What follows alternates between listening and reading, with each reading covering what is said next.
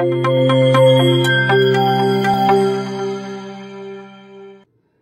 எல்லாருக்குமே வணக்கம். Thank you. So நிறையா பேருக்கு தேங்க்யூ சொல்லணும், அதனால் மொத்தமாக தேங்க்யூன்னு சொல்லி முடிச்சிடுறேன். ஏன்னா சில பேரை விட்டுருவேன் நான். அதுக்கப்புறம் திரும்ப வந்து இப்போ 2-3 நாளாக இப்போ தான் அடித்து விட்டாங்க, திரும்ப அடமலை மாதிரி திரும்ப போட்டு அடிக்க ஆரம்பிச்சிருவாங்க. அதனால் எல்லாருக்குமே ரொம்ப ரொம்ப நன்றி. முக்கியமாக சொல்லணுன்னா 2 பேருக்கு நான் ரொம்ப தேங்க் பண்ணணும். ஒன்று ஏஜிஎஸ் என்டர்டெயின்மெண்ட், அவங்க தான் வந்து இந்த வாய்ப்பை எங்களுக்கு கொடுத்தாங்க, எனக்கும் ஹர்ஷத்துக்கும். அவங்களுக்கு ஒரு பெரிய பெரிய நன்றி. இன்னொன்று அஸ்வத் ப்ரோ. அசோக் ப்ரோ எப்போன்னா இது அவங்க எனக்கு தெரிஞ்சு அவர் ஒரு 20 இன்டர்வியூ கொடுத்தாங்கன்னா அந்த 20 இன்டர்வியூலையும் இதை மறக்காமல் ரைம்ஸ் மாதிரி எல்லாத்துலேயும் சொல்லிட்டாரு. அவருக்கு 2 lakh சப்ஸ்கிரைபர் இருக்கும் போதே நான் அவரை கூப்பிட்டேன் அப்படின்னு எல்லா இன்டர்வியூலையும் அதை சொன்னார். அதனால் உண்மையிலே ஒரு 2 lakh சப்ஸ்கிரைபர் இருக்கும் போது கூப்பிட்டாரு. இன்னும் சொல்ல போனால் நம்ம சேனல் ஆரம்பித்து 11வது சப்ஸ்கிரைபர் இந்த மனுஷன் தான் எங்களுக்கு. அதனால் என்றைக்குமே அதை நாங்கள் மறக்க மாட்டோம். ஃபஸ்ட்டு தடவை டார்லிங் கதை சொல்கிறதுக்காக ஆஃபீஸ் கூப்பிட்டாரு டார்லிங். போய் உட்கார்ந்தோன்னே என்னென்னமோ நிறைய பேசினார். ஆனால் எனக்கு ஒன்றுமே புரியல. சரி okay done, you are the right guy அப்படின்னாரு. சரி ஓகே, அப்போ நான் செலக்டா அப்படின்னு கேட்டேன். செலக்ட் தான் போ அப்படின்னாரு. போய் அடுத்த நாள் இவனை கூப்பிட்டு வர சொன்னார். சரி நமக்கு தான் ஒன்றும் தெரில, தமிழ் மீடியம்லேருந்து வந்திருக்கோம், இவன் கொஞ்சம் நாலேஜான ஆள் தானே, அண்ணா யூனிவர்சிட்டியில் படித்தவனா, சரி இவனை கூப்பிட்டு போகிறேன். இவங்கிட்டையும் அந்த மனுஷன் அப்படி தான் பேசுகிறான். லைட் வரும், நீ இது பண்ணும். அவனுக்கு ஒன்றும் புரியல. அதுக்கப்புறம் நாங்களே ஃபிக்ஸ் ஆகிட்டோம். சரி ஓகே, நம்ம ஒரு ஹாலிவுட் படத்தில் நடிக்க போகிறோம் அப்படின்னு மாதிரி ஃபிக்ஸ் ஆகிட்டோம்.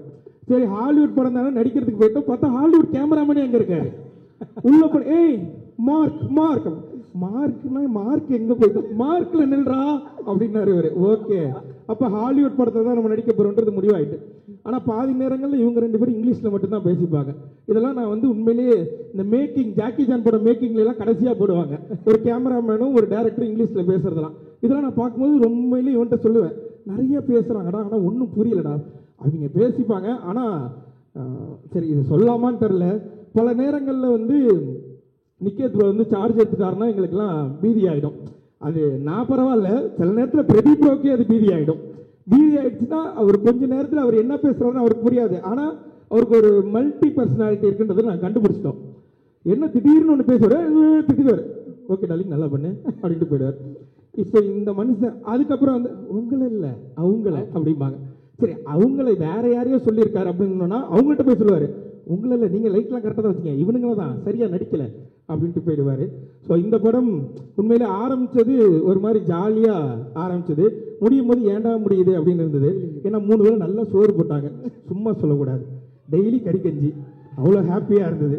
நம்ம ஆஃபீஸில் அப்படி ஒரு சோறு பண்ணணுன்னு ஏஜிஎஸ் பார்த்து நாங்கள் பல தடவை வியந்திருக்கோம். ஏன்னா இது திரும்பவும் சொல்லலாமான்னு தெரில, பல வார்த்தைகள் டப் பண்ணி இது பண்ணி கட் பண்ணி பேசி எடிட் பண்ணி நானே பேச வேண்டியதாக இருக்குது. ஏன்னா இதுக்கு முன்னாடி இந்த மனுஷன் வந்து இந்த படத்தில் போடும்போது அஸ்வத் ப்ரோ வந்து ரீஇன்ட்ரடியூசிங் அப்படின்னு போட்டார். அதுக்கு முன்னாடி நாங்கள் ஒரு 2 படம் பண்ணோம், சொல்லக்கூடாது, நான் சொல்ல மாட்டேன் 2 பண்ணோம். அதில் வந்து இட்லி கேட்டால் இட்லி இல்லைன்னுவாங்க, தோசை கேட்டால் வீட்டிலேருந்து எடுத்துகிட்டு வர மாட்டேங்காங்க. ஸோ இந்த மாதிரி பிரச்சனை இருக்கும்போது இங்கே போனால் ஒரே நேரத்தில் டார்லிங் எல்லாமே சிக்கன் இருக்குது டார்லிங், மீன் இருக்குது டார்லிங், அதுக்கப்புறம் சில நேரத்தில் பிரதீப் ப்ரோக்கு டயட் ஃபுட்னு ஒன்று எடுத்துகிட்டு வருவாங்க. ஆத்தாடி ஆத்தா, அதில் என்னென்னமோ இருக்கும் டார்லிங், ஓடுறது போடுறது பறக்கிறது தாவுறது நிற்கிறது நீந்துறது எல்லாமே இருந்துச்சு அவருக்கு. ஆனால் எனக்கு ஒரே ஒரு ஆதங்கம் மட்டும் இப்போ வரைக்கும் இருக்குது, இவ்வளோ திங்கிறாரு இந்த மனுஷனுக்கு ஏன் உடம்பு மட்டும் உழவ மாட்டேன்ற ஆதங்கம் மட்டும் தான் ஃபீலிங் தான் வச்சான். அப்படி என்ன நல்லா சாப்பிட எத்தனை கேட்பேன், சமோசா தானேங்க, ஆமாம், உருளைக்கிழங்கு சமோசா தானே, ஆமாம், 4 திங்கிறீங்க அப்படியே இருக்கீங்களேங்க அப்படின்னு கேட்பேன். ஆனால் தெரில, அவர் வந்து ஒரு மாதிரி பாதி நேரங்களில் எங்களுக்கு குருவாக இருந்தார், பாதி நேரங்களில் நல்ல ஃப்ரெண்டாக இருந்தார். நான் அப்படியே வந்துடுறேன், 2-3 பேர் அப்புறம் ஸ்கிப் பண்ணிட்டு போயிடுவேன். அஸ்வத் ப்ரோ கூப்பிட்டு கதை சொன்னார். சொல்லிட்டு ஷூட்டுக்கு போனதுக்கப்புறம் அவர் சொன்ன கதை தான் இப்போ எடுக்கிறாரான்னு எனக்கு இவனுக்கும் பாதி நேரங்களில் சண்டையாக இருக்கும். நம்மள்ட்ட சொல்லும் போது வேற சிலர் வேற எடுக்கிறாரா, அவர் என்ன எடுக்கிறாரோ அதை நடிப்போம், இதுக்கப்புறம் நமக்கு ஏதாவது வாய்ப்பு இருக்கான்னு கேட்டாங்க. எந்த வாய்ப்பும் இல்லை, அப்போ கிடைச்ச வாய்ப்பை யூஸ் பண்ணிப்போம் அப்படின்னு இது பண்ணது தான். ஆனால் எங்களை முழுமையாக நம்பி எங்களை கூப்பிட்டதுக்கு அஸ்வத்துக்கு ரொம்ப ரொம்ப நன்றி. ஏன்னா அஸ்வத் வந்து ஃபஸ்ட்டு கூப்பிடும் போது ப்ரோவில் ஆரம்பித்தோம், அப்புறம் வாடா போடா ஃப்ரெண்ட்ஸ் ஆனோம், மாமா மச்சான் ஆனோம். இப்போ என்ன மொழியில் நாங்கள் 2 பேர் பேசிக்கிறோன்னு எங்களுக்கே தெரில. சில நேரங்களில் எடுத்தவனையே ஹலோக்கு முன்னாடி ஒரே ஒரு கெட்ட வார்த்தை பேசுகிறான், ஒத்த வார்த்தை, அதை சொல்லி தான் ஆரம்பிக்கிறானே. அப்படி ஒரு ஃப்ரெண்ட்ஸ் ஆகிட்டோம் நாங்கள் 2 பேரும். அப்படியே தாண்டி வந்தோன்னா ரவிக்குமார் சார்லாம் பார்க்கும்போது உண்மையிலே பயமாகவே இருக்கும் செட்டில். ஏன்னா நாங்கள் காம்பினேஷனில் எங்களுக்கு நிறைய சீன் இருக்குது. சில நேரங்களில் சார் இப்படி நின்னார்னா அங்கே நிற்க மாட்டோம், நாங்கள் 2 பேரும் ஓடிடுவோம். சரி அவங்க ஏதாவது சொல்லிடுவாங்க, சூப்பர் ஸ்டாரை வச்செல்லாம் படம் பண்ண வர்றா அவர், இப்படிலாம் வேறு நாங்கள் பேசுவோம். சில நேரங்கள் அவர் காதில் ஒவ்வொரு மாதிரியே மிமிக்ரி பண்ணுறாரு. அவருக்கு முன்னாடி மிமிக்ரிலாம் பண்ணி காமிச்சோம். ஆனால் அவர் அதை கண்டுக்கவே இல்லை.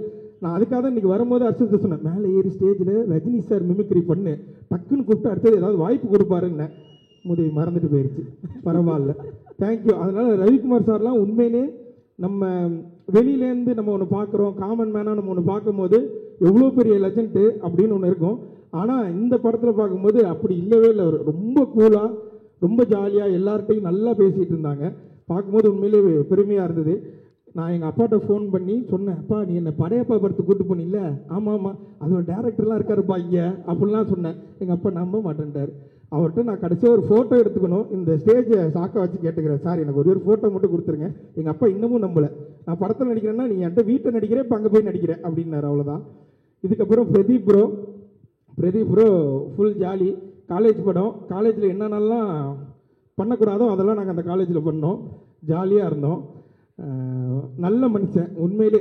எந்த இதுவுமே இருக்கு, நான் அந்த ஸ்டார்டமில் இருக்கேன், நான் ஹீரோ, இது மாதிரி எந்த இதுவுமே அவர் கிடையாது. அவர் டீமில் ஒருத்தராக எங்களை உள்ளே போன அன்றைக்கே சேர்த்துக்கிட்டார். நிறைய விஷயங்கள் ஷேர் பண்ணுறதா இருக்கட்டும், அவர் பண்ண ஷார்ட் ஃபிலிமில் ஆரம்பித்து இப்போ அவருக்கு நடக்கிற அவரோட கதைகள் வரைக்கும் எல்லாத்தையுமே எங்கள்கிட்ட சொல்லுவார். அதுமாதிரி எங்களுக்கு ஏதாவது ஒன்று, இது தலைவா, இது என்ன பண்ணலாம், இது என்ன பண்ணலான்னா இதை இப்போ பண்ணிடாதீங்க, இது கரெக்டான க்ரோத்தாக இருக்காது, இதை பண்ணதுக்கப்புறம் தான் நீங்கள் இதை பண்ணணும் இப்படின்ற மாதிரி எங்களுக்கு ஒரு பயணியராக நின்று, அதுவும் எங்களுக்கு முன்னாடி இருந்த ஒரு யூடியூபராக அவரை நாங்கள் ஃபீல் பண்ணோம். ஸோ ஒரு மூத்த யூடியூபர் எங்களுக்கு அடுத்தது அதை அவங்க கொடுத்தாங்க. மித்தபடி எனக்கு இன்றைக்கி தான் நிறைய பேர்த்த பார்த்தேன், அதனால் எனக்கு பாதி பேர்த்த தெரியாது. இதுக்கெல்லாம் இவங்க எல்லாருக்குமே ரொம்ப நன்றி. அதையும் தாண்டி இந்த பின்னாடி உட்கார்ந்துருக்கவங்களுக்கு ரொம்ப ரொம்ப நன்றி, தேங்க்யூ. நீங்கள் வீடியோ பார்த்தீங்க, அந்த வீடியோ மூலியமாக கொஞ்சமாக ஏதோ பேர் கிடச்சிது, அந்த பேர் எடுத்துகிட்டு வந்து இன்றைக்கி இந்த இடத்துல நிற்கிறோம். ஸோ 21 டிராகன் படம் தியேட்டரில் ரிலீஸ் ஆகுது. எப்படி யூடியூப்பில் பார்த்தீங்களோ அதே மாதிரியே தியேட்டர்லேயுமே வந்து இந்த படத்தை பார்த்துட்டு கண்டிப்பாக உங்களுக்கு எல்லாருக்கும் பிடிக்கும், சப்போர்ட் பண்ணுவீங்கன்னு நினைக்கிறேன். நன்றி, தேங்க்யூ டார்லிங்.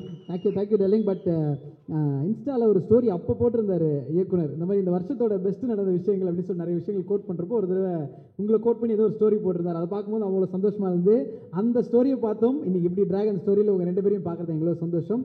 ஸோ நிறைய விஷயங்கள் தொடர்ந்து உங்களுக்கு சூப்பராக நடந்துட்டு இருக்கு, சுற்றி அவ்வளோ நல்ல நண்பர்கள் இருக்காங்க. ஒரே ஒரு கேள்வி, லைஃப்பில் ஃப்ரெண்ட்ஷிப் எவ்வளோ முக்கியமாக எங்களோட டார்லிங் பார்க்குறாரு அப்படின்றது மட்டும் சொல்லணும், இப்படி இந்த மேடை வந்து நிற்கிறதுக்கு. ஏன்னா படத்துலையும் அவ்வளோ சூப்பராக சக்ஸஸ் தேடி போகிற ஒரு ஃப்ரெண்டு, இப்போ ஒரு சம்பளம் காசு இல்லைனா கூட ஏன்டா எங்ககிட்ட வாங்கி கொடுக்குறன்ற அளவுக்கு ஒரு நல்ல நண்பராக இருக்கீங்க. ஸோ நட்பை எங்கள் விஜய் சித்து எப்படி பார்க்குறாரு? அந்த ஃப்ரெண்ட்ஷிப் தான் இங்கே நிப்பாட்டி இருக்குது. அந்த ஃப்ரெண்ட்ஷிப் தான் எனக்கு விக்னேஷ்காந்தை மீட் பண்ண வச்சுது. அந்த ஃப்ரெண்ட்ஷிப் தான் என்னை இவ்வளோ தூரம் கொண்டு வந்தது. இவ்வளோ பேர் வீடியோ பார்த்த ஃப்ரெண்ட்ஷிப் தான் இதை என்னை இவ்வளோ தூரம் வளர்த்து விட்டது. அதே மாதிரி படத்துலையும் என்னோடய கேரக்டர் பேர் அன்பு. நானும் பிரதீப் ப்ரோவும் வந்து பயங்கரமான ஒரு, அந்த காலத்தில் ஒரு சூர்யா தேவா அப்படின்னோன்னா அடுத்த காலத்தில் இந்த அன்பும், பேர்லாம் ரிவீல் பண்ணலாமா? சொல்லக்கூடாதா? இன்னும் அங்கேயும் மிரட்டுற, நீ வெளில வாடி. அதனால் அதான் பேர் ரிவீல் பண்ணக்கூடாது. என் பேர் அன்பு. ஸோ அந்த மாதிரியான ஒரு நட்பு இந்த படத்துலையும் பார்க்கலாம். நிறைய பேர் வந்து இதை நிறைய இடங்களில் சொல்லிக்கிட்டே இருந்தாங்க, இது வந்து அந்த படமாக இருக்குது, இது வந்து இந்த படமாக இருக்குன்றது. ஆனால் இது நான் பார்த்துட்டேன், அதனால் சொல்கிறேன், நீங்கள் யோசிக்கிற எந்த படம் மாதிரியும் இருக்காது. இது புதுசாக ஒரு நல்ல படமாக உங்களை என்டர்டெயின் பண்ணுற படமாக தான் இருக்கும். அதில் நான் ஷோராக சொல்கிறேன். Thank you bro, thank you. அண்ட் உங்கள் குட்டி பொண்ணுக்கு நான் ஒரு பெரிய ஃபேன் சொல்லிடுங்க, தயவு செஞ்சு. நன்றி. உங்கள் 2 பேர்த்துக்கு நான் ஒரு பெரிய ஃபேன். உங்கள் 2 பேரையும் பார்க்கணும் தான் வந்தேன் டார்லிங்.